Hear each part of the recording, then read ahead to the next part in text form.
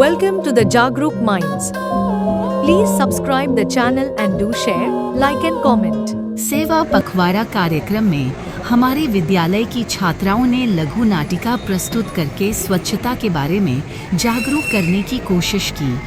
आइए देखते हैं। रानी ने चिप्स का पैकेट खाकर वहीं फेंक दिया।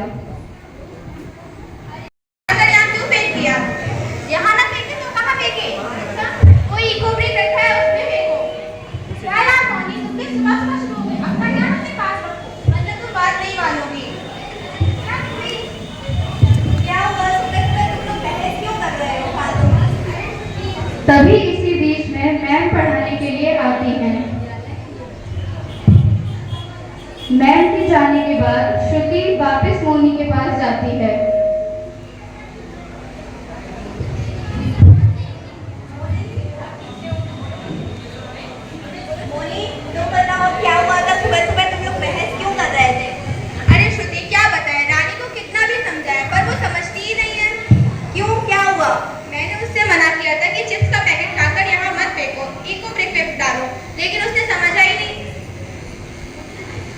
अब श्रुति रानी के पास उसे समझाने के लिए जाती है।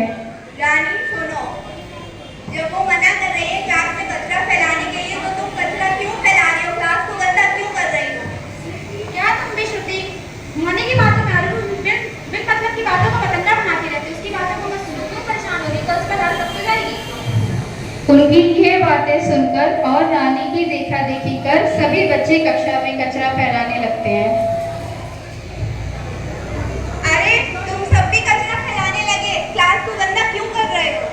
सब फेंक रहे थे तो हमने भी फेंक दिया। अच्छा, आप सबकी तरह तुम भी करने लगे? ऐसा नहीं करो। पूरे दिन में क्यों इतना परेशान हो रही हो? सुबह लग तो जाएगी झाड़ू।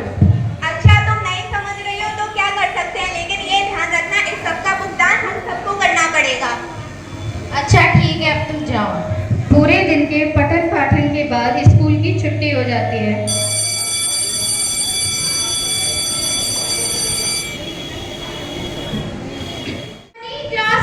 कचरा देखकर अंदर जाने का मन भी नहीं हो रहा है।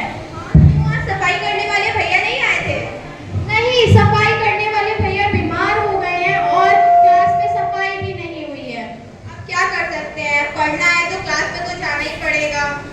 वो भी है, पढ़ाई करनी है तो क्लास में तो बैठना पड़ेगा। चलो क्लास में। वाणी, आज रानी दिखाई नहीं दे रही है। हाँ, मैंने उसे रास्ते में आते टाइम देखा था। तभी रानी अपनी छोटी बहन शिवानी के साथ आती है। अरे रानी, आज अपनी बहन के साथ कैसे? अरे श्रुति, कुछ नहीं हुआ। मम्मी कहीं जा रही थी तो उन्होंने बोला कि अपनी बहन को अपने साथ लिए जाओ, इसलिए। चलो शिवानी, तुम बैठो। ये लो शिवानी, तुम बिस्किट खाओ। बिस्किट खाते खाते शिवानी का बिस्किट जमीन पर गिर जाता है और वह उसे उठा के खाने लगती है। अरे शिवानी, ये क्या कर रही हो? नीचे गिरा हुआ बिस्किट क्यों उठा के खा रही हो? कोई चीज गिर जाती है तो मैं उठा के खा लेती हूँ, तब तो आप कुछ नहीं कहते, आप क्यों डांट रहे हो? तो घर की बात अलग होती है। माँ मम्मी डेली साफ सफाई करती है, फर्श पर पोछा लगाती है, और यहाँ तो इतना गंदा ग्लास पड़ा हुआ है, इतना सारा कचरा पड़ा हुआ है, फिर भी तुम यहाँ का बिस्किट उठा के खा रही हो। सॉरी दी, आगे से ध्यान रखूंगी। अगली बार से याद रखना और ऐसा मत करना। पूरे दिन कक्षाओं लगने के बाद छुट्टी हो जाती है।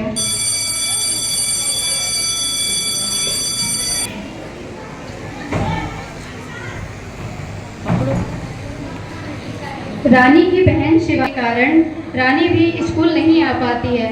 लगभग एक सप्ताह बाद एक दिन कक्षा का दृश्य। अरे रानी, तुम इतने दिनों बाद स्कूल आई हो, क्या हुआ?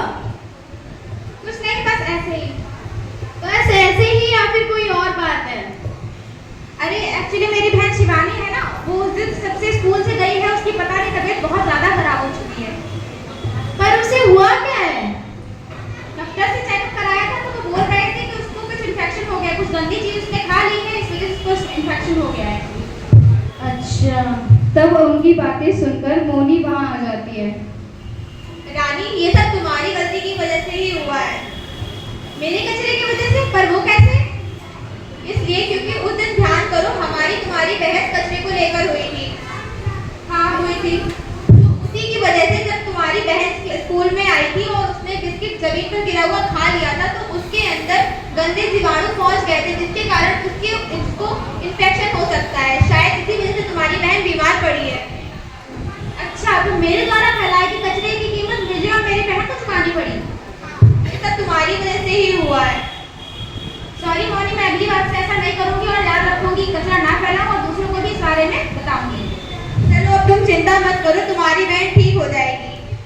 तो इस प्रकार रानी को अपनी गलती का एहसास होता है और फिर वो सभी को यह बताती है कि आपको अपने पास कचरा क्यों नहीं फैलाना चाहिए।